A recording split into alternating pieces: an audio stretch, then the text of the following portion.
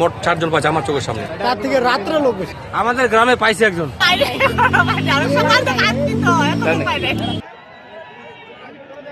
বাঙালি হুজুগে মাতাল, কেউ বলে জাতে মাতাল তালে ঠিক। তাই তো লেজ কাটা শেয়ালের মতো কেউ কেউ ঘটনার আবর্তে ঠকে গেলে ঘাপটি মেরে অন্যদের খেলা দেখে। সবার কাছে শুনছি দেখে এখানে আসছি, শোনা পাওয়া যাচ্ছে এখানে। যেমনটি ঘটেছে ঠাকুরগাঁও জেলার রানীশঙ্কর উপজেলার কাতিহার হাটের আরবিবি ইটভাটায়। গেল 3 মাসেরও বেশি সময় ধরে দিন রাত মাটি খুঁড়ছে হাজার হাজার মানুষ। পারিবারিকভাবে পালাক্রমে চলছে এই খোঁড়াখুঁড়ি। জনশ্রুতি আছে এই ভাটার মাটিতে খণ্ড খণ্ড স্বর্ণ আছে।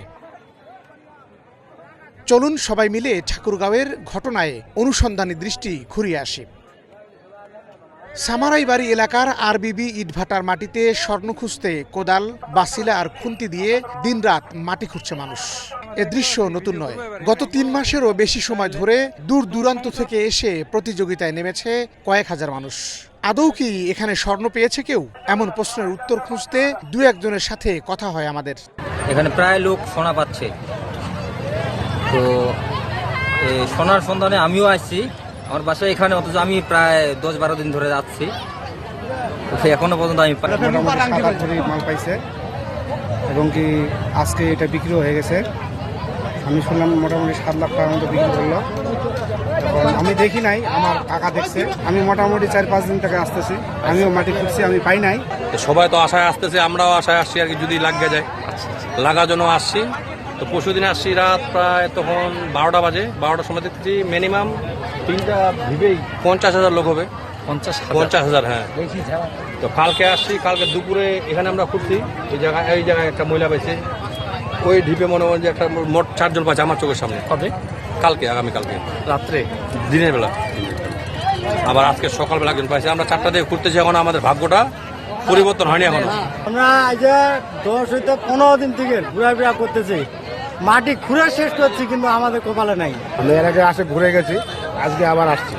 আমি খুঁজতেছি, এখনো পাই নাই। এ পর্যন্ত পাই নাই, চেষ্টা করতেছি আর কি। আপনার গ্রামের? আমাদের গ্রামে পাইছে একজন। আপনারা পাইছেন? না, পাইনি। আপনি শুনছেন পাইছে? পাইছি, আশা করে আছি, পাই নাই। তবে কোনো সদুত্তর দিতে পারেনি কেউ, এমনকি কারো কাছে প্রমাণও নেই। শুধুমাত্র মুঠো ফোনে একটি স্টিল ছবির দিকেই দৃষ্টি সবার।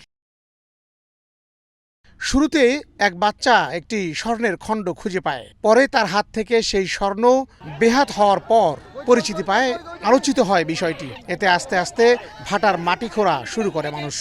কেউ কেউ বলছেন অনেকে প্রশাসনের ভয়ে স্বর্ণ পেলেও গোপন রাখছে বিষয়টি। স্বর্ণ পেয়ে ভাগ্যের পরিবর্তন ঘটেছে অনেকের। অনেকে পাকা বাড়ি দিয়েছেন, কিনেছেন মোটরসাইকেল আর জমি। এই চাঞ্চল্যকর ঘটনা দিনে দিনে গণ্ডি ছাড়িয়েছে ঠাকুরগাঁওয়ের। বিষয়টি ফেসবুকের মাধ্যমে ভাইরাল হবার পর স্বচক্ষে দেখতে জেলার বাইরে থেকেও ছুটে আসতে শুরু করে মানুষ।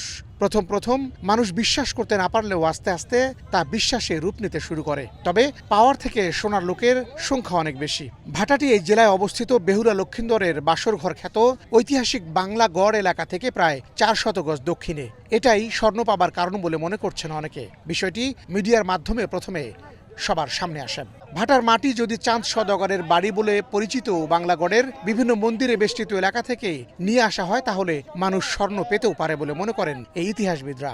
বাংলাগড়কে কেন্দ্র করে অনেকগুলো মন্দির এখানে নির্মিত হয়েছে। এই মন্দিরে স্বর্ণ রক্ষিত থাকতেও পারে। যেহেতু ইটভাটার মাটি বাংলাগড় থেকে নিয়ে আসা হয়েছিল, তাহলে এখানে স্বর্ণ পাওয়া যেতে পারে। তবে এটা নিশ্চিত না কারা পেয়েছে, কিভাবে পেয়েছে, এটা আমরা জানি না। অন্যদিকে ভাটার ম্যানেজার লিটন মনে করেন এটি একটি গুজব। স্বর্ণ পাওয়া নয়, তাদের ভাটার ক্ষতি সাধন করাই এই এলাকার কিছু মানুষের মূল লক্ষ্য, যারা অনেক আগেই এই এলাকায় ইট ভাটা করতে বাধা প্রদান করেছিল। মানুষ ভাটাটা অফ করার জন্য বিভিন্ন ধরনের বিভ্রান্তি ছড়াচ্ছে এখানে। আসলে সোনা কে পাচ্ছে না পাচ্ছে এরকম আমার কাছে কোনো খোঁজখবর এরকম নাই। কিছু মানুষ ইচ্ছাকৃতভাবে শয়তানি করে গোপনে ওরা সিটিগুলোর কিছু জিনিসপাতি এখানে ফালাই দিচ্ছে, আংটি, চেন, এটা ওইটা দিয়েছে বিভিন্ন ধরনের আর কি। আর মানুষ তো পাইলেই সাধারণ দৌড় দিয়ে যাচ্ছে, পরে বলতেছে যে না এই যে চেন পাইছি, কেউ বলছে এটা পাইছি, পরবর্তীতে দেখতেছে ওটা আসলে শোনেন না ওটা। প্রশাসন বলছে বিষয়টি নিয়ে যাতে কোনো আইন শৃঙ্খলার অবনতি না হয় সেদিকে নজর রাখছে তারা।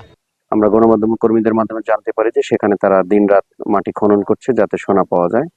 এই বিষয়টা নিয়ে যেন আইন শৃঙ্খলার কোনো অবনতি না হয় বা পরিস্থিতি স্বাভাবিক থাকে সেই বিষয়ে আমরা সর্বাত্মক প্রস্তুতি গ্রহণ করেছি।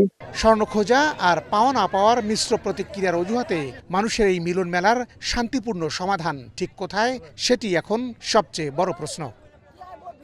বাতেন বিপ্লব, এশিয়ান টেলিভিশন।